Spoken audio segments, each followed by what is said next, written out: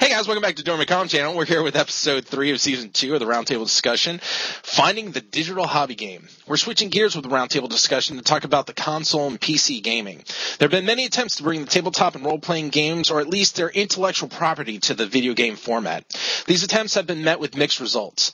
Do they impact the tabletop role-playing board game market? With me to discuss this is my panel, starting off with Grims40Blazer. What's up? Moving on to co-host SolidSmurf. Yo. He took my sup, so I had to come up with something new. And lastly, Jeremiah Drigg. What's up? Question number 1.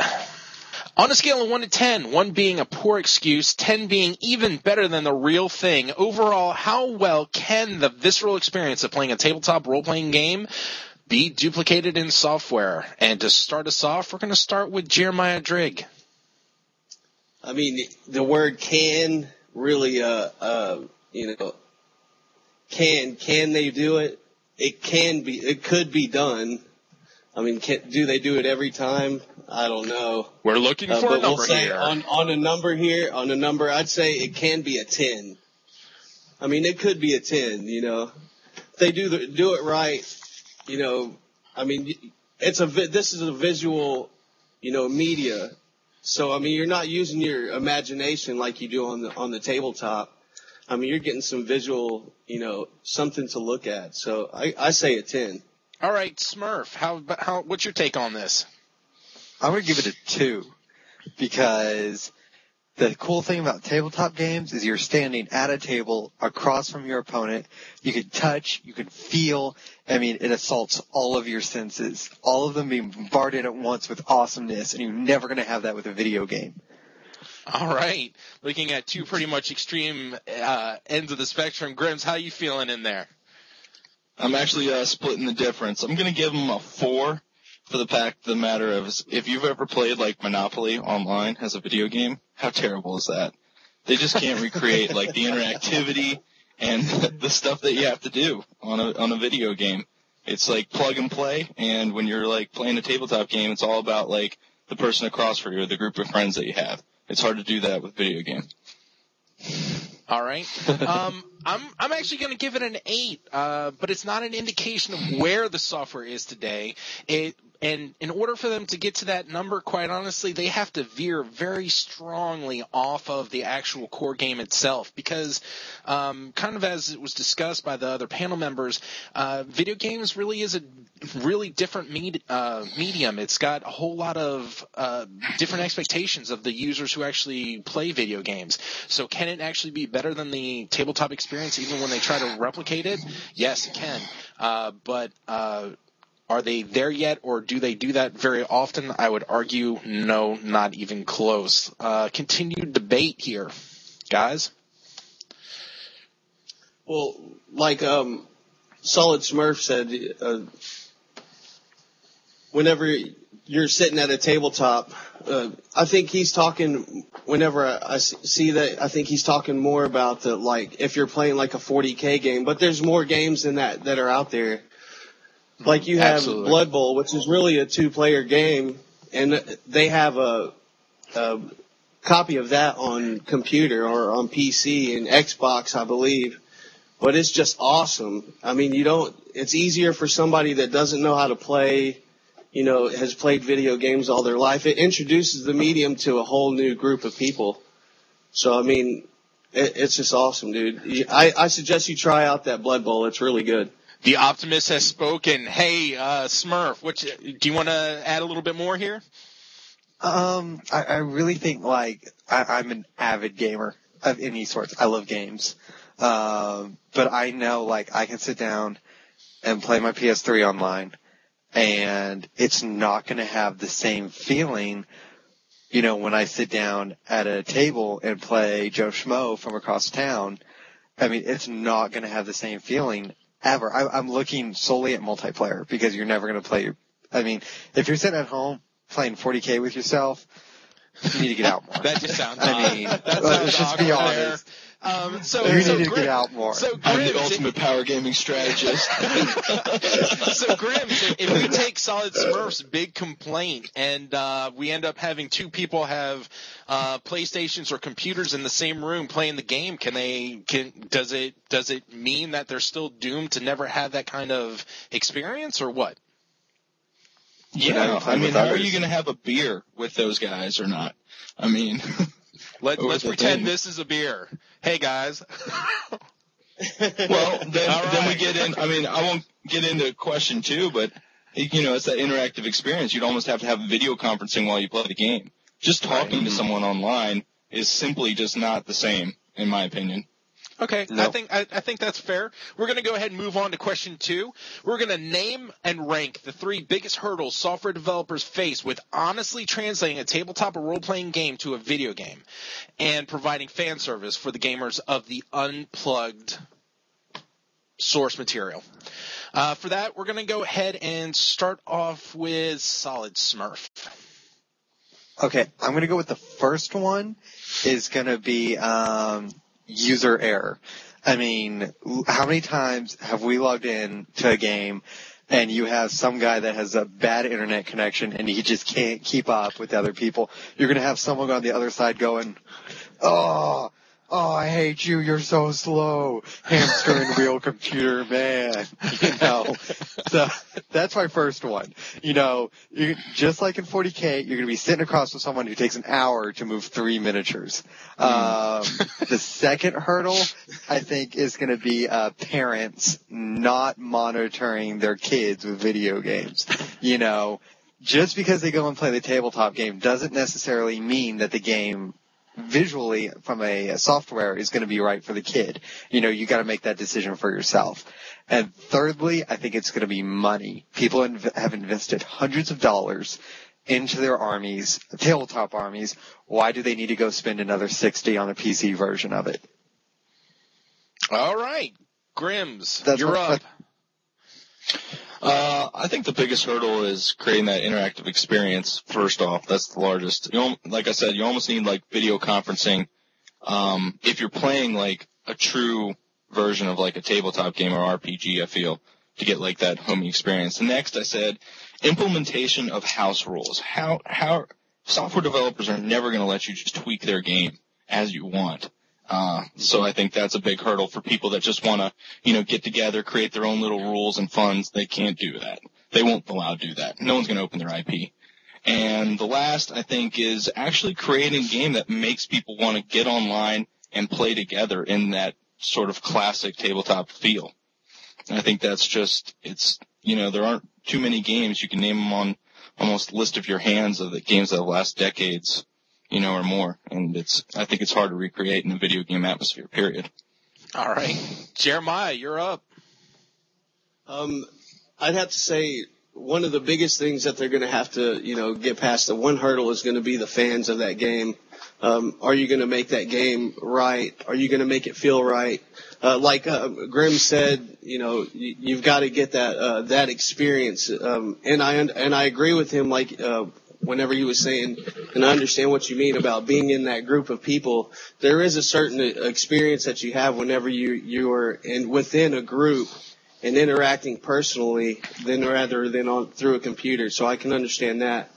So just getting that feel right, getting the game to feel right, getting over the fans, getting them to come in and look at this game as something more than just, hey, this is my game on a computer. What's different about it? So the biggest thing is the fans, though, getting the people to come in, the consumer. All right. I do have to say. Hold on, sorry. Smurf. Hold I on. forgot. I'm not done. How about you? This is not an open discussion yet.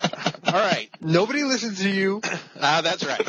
I believe that role-playing games have an easier time making the leap from software. However, it has the largest hurdle. Getting that sense of freedom to do whatever you want and creating that artificial intelligence that is the GM is just not going to happen. It's very similar to what Grims40Blazer said with implementing house rules, implementing even core rules in a way that doesn't make you feel like you're playing the game on rails is difficult. And quite honestly, no one's done it to a level of degree that allows the fluidity that can exist in a role-playing game. Tabletop games have slot 2 and 3. Number 2 being user expectation of a video game speed. Pure translations of tabletop games are just obscenely slow.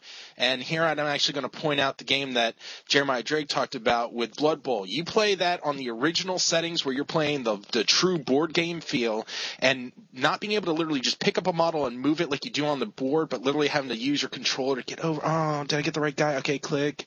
Now I got to use menu options to select the right thing. Click. Now I got to choose where he's going to. Click. It's boring. It's just too slow.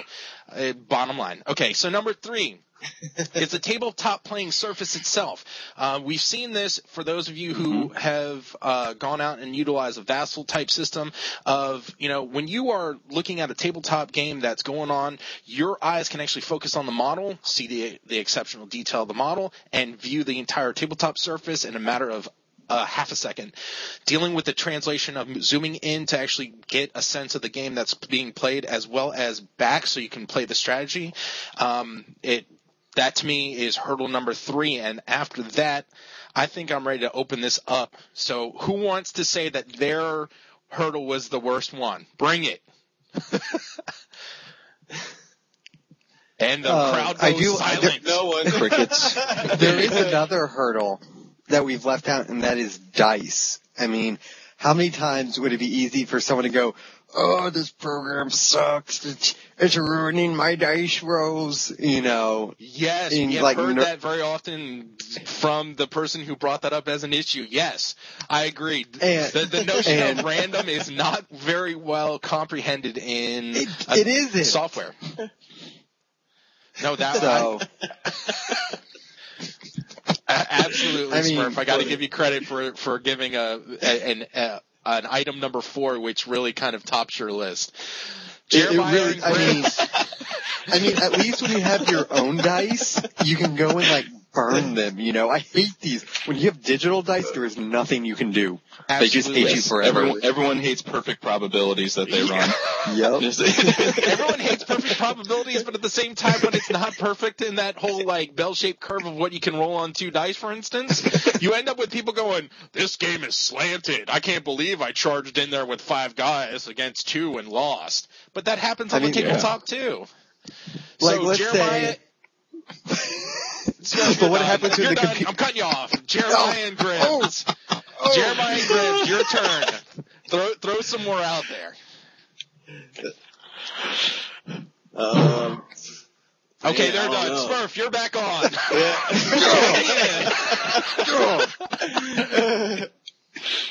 I mean, what happens when the program decides, he's going to get 100 good rolls, but he gives you 50 bad ones at the beginning, but then when you got 2 guys left, they're rolling like hot shots, but they're just not doing enough, You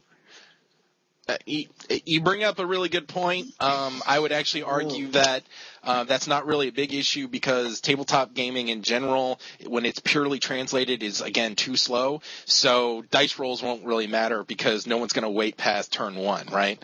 So, you got to get past – I mean, look how painful it is even just to move figures when we had Vassal available to us. I mean, it's not the same. You can't just – the amount of time it takes me to move a squad forward on the tabletop surface might be 3 seconds.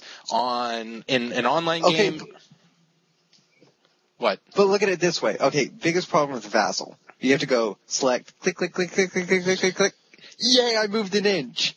I mean, but for what about for a program, you click on a model, it creates a bubble, and you can move him anywhere within that bubble. You just whoop. No, absolutely. But then you have to do it for each and every single guy because the rules, especially when you start talking about translating games like War Machine and Warhammer and dealing with true line of sight and all that kind of nonsense, every single placement of every single dude matters. I think it's hard for them to recreate 3D gaming in period. I mean, that's what they would essentially have to do. Yeah, it actually to me, the wave of the future is going to be making the game accessible through something like the software that Microsoft is developing where you can literally play on a table. And that way you can proxy by using, thimbles, right? Everything, but when you put the thimble down and you tell the computer program what you're playing, it digitally represents it on the playing field. Yep. Now, Like that PlayStation Eye game where you have the cards? similar. Or something like that? Yeah. Okay. Similar. Now, what about, like, we're looking at it from my orc army has 500 models in it, and we're at 60 points. You know, what happens when you downsize that, you know, and maybe make the game squad-based? You know, look, okay, great example. PSP had Warhammer Squad Command. You commanded at max 10 Space Marines, and it's a fantastic game in my mind. It is turn-based. It's action point based. But is it a translation of the tabletop experience? No. It's not direct. It goes to like kill it's teams. a step in the right direction. Well, okay. Guys, we're already at 16 minutes. We're going to keep pushing forward to question 3 so we can get through the first part. On a scale of 1 to 10, 1 being absolutely damaging and 10 being the best gateway to the original game, does a software title that stays close to the true feel of the original game help sales of the original game? For this, we are going to start off with Grims40Blazer. I'm gonna give it a 4. I just don't think that people that play video games are necessarily gonna jump to the tabletop and become like hobbyists. I just don't see it as a gateway drug for them. It might inspire them to pick it up, but I just don't think it's I don't think it creates long-term gamers on the tabletop. Okay. Jeremiah Drigg, your turn. You know, maybe a 5. I mean, you're gonna get into a whole new market of people. Just how many people are actually going to come out of playing $60 games to playing, you know, like if you get an orc army, like a $800 to $1,000, you know, game. I mean, they're going to look at that price tag and be like, you know, you're not going to catch everybody. So, I mean, it does introduce it to a whole bunch of new people. You might get a few people out of there, but I mean. Okay, that sounds good. Smurf, you're up, man. I am that guy who played Dawn of War that was like, I want to know more, and then started playing the tabletop guy. So I am that guy. Really? So, I'm going to give it a 7 because I am that guy. And I cannot tell you how many little kids have started playing this game in my area from Dawn of War, from the books, or from their friends playing Dawn of War and getting them into it. So I think it is a big thing, but I don't think it's I think it's more hereditary. I think it's parents getting their kids into it, to be honest, is more so than video games. All right. And my take on it, with 5 or less being actually damaging to the sales and 6 and over being positive, I completely disagree with everyone's statements. It is a 6, regardless of if the game's good or bad. Marketing exposure is great, but the cost prohibitive nature will not cast a swing vote for people on the fence to try the offline game. The big thing software does not do is impact sales negatively, because people who want the offline experience will stay and pay for it. Basically kind of similar to what everyone else was saying regarding the pros of the offline experience versus video games. Continued debate. I'm right. Okay, on that note, we're going to go ahead and close this off as part 1 with Smurf being absolutely wrong. And we're going to go on to part 2 shortly. Have a good one, guys. We'll be right back with part 2.